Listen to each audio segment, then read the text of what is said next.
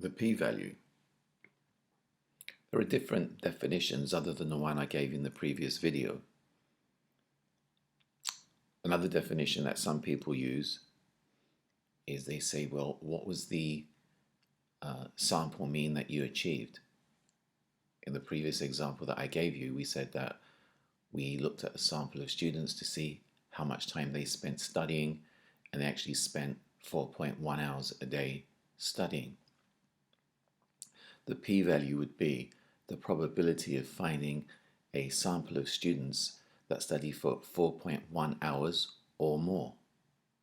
That's another definition of the p-value. A definition of the p-value that I like,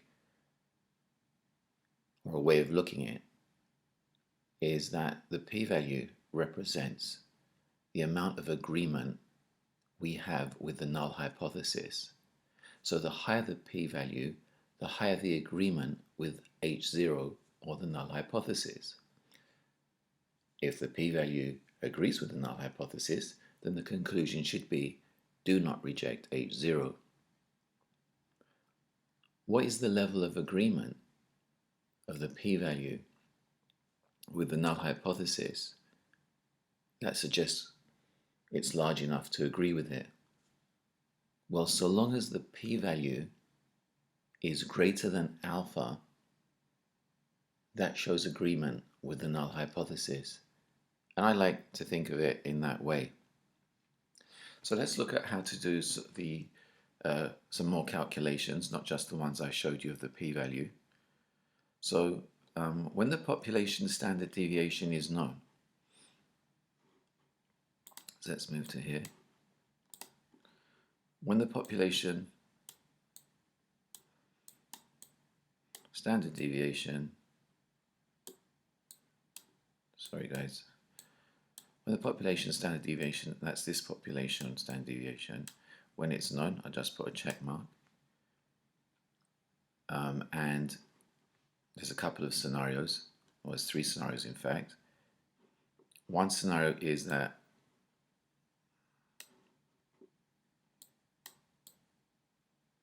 your test statistic is over here and it's positive test statistic. And remember, we're assuming that we have a normal distribution. When the population standard deviation is known, this will be z. So the p-value is just going to be the area in the closest tail. So how we can actually calculate that area is going to be, let's do it up here, it's going to be 1 minus norms.dist norms.dist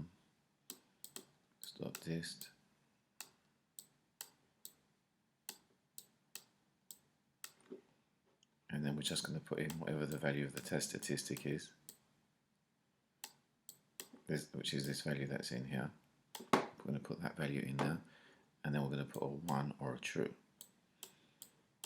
So when the population standard deviation is known and you have a test statistic which is positive, this is the formula for working out the p-value.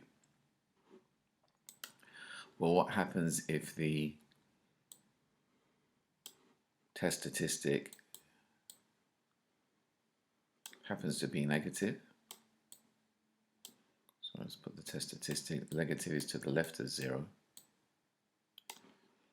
Well, the p-value is just going to be this area in this tip.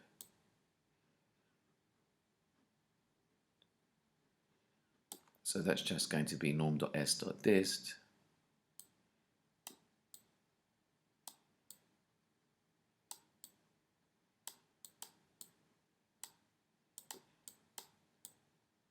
test statistic, which is going to be a negative value this time.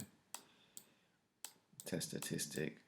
So the test statistic is whatever value you've got in there, which will be a negative value. Don't be afraid of putting a negative value in there. And 1 or true. If it happens to be a 2-tailed test, you will still go and you have a right or a left tail test statistic, you would proceed in exactly the same way, but once you get your answer, you would multiply it by 2. So for a two-tailed test, you would multiply it, the answers you get from this or this method, by 2. Let's have a look. Is there anything else? There is. What happens if the population standard deviation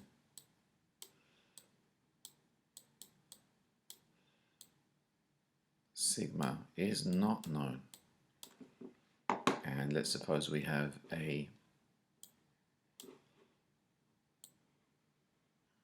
well, first of all, that's going to be t now, isn't it? We know that from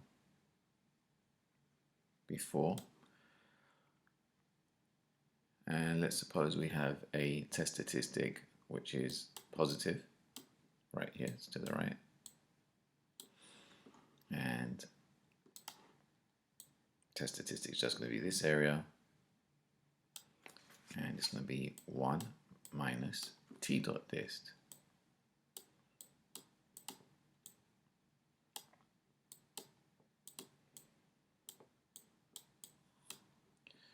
You put the test statistic in, so that's the actual test statistic. Whatever value's in there, we're going to put into here. And then we're going to need the degrees of freedom,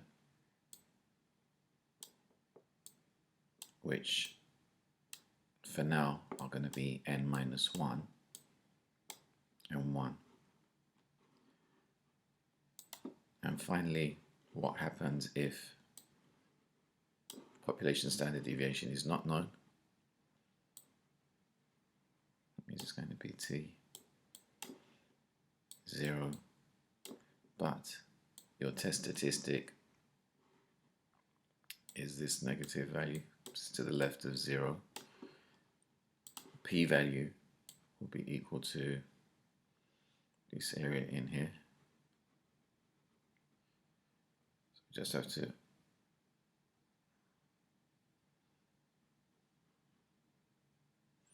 figure that out, in area in there, and it's just going to be t dot dist. T dot dist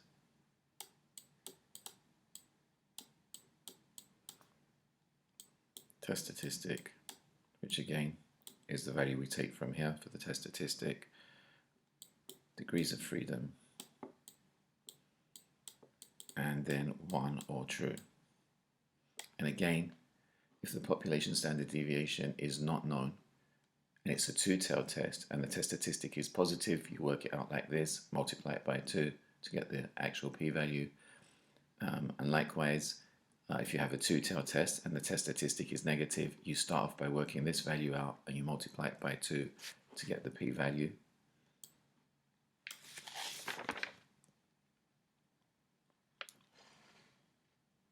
And then let's see what's the rule that we've got. Just recap the rule. If, just do it in color code it, if alpha is greater than or equal to the p-value, then our conclusion is, let's do that in black, reject H0. And on the other hand, if alpha, our rejection region, is smaller than the p-value,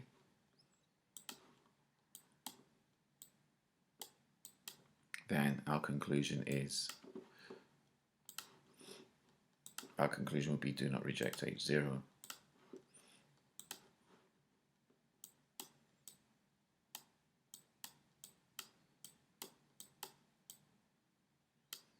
I would recommend that you put this stuff on your cheat sheet. The definition that, my own definition, which I like, is when the p-value is larger than alpha. When the p-value is larger than the rejection region, we do not reject H0. That's kind of saying that if you get a large value of p compared to alpha, means that you're more in agreement with the null hypothesis, therefore you do not reject it. Okay.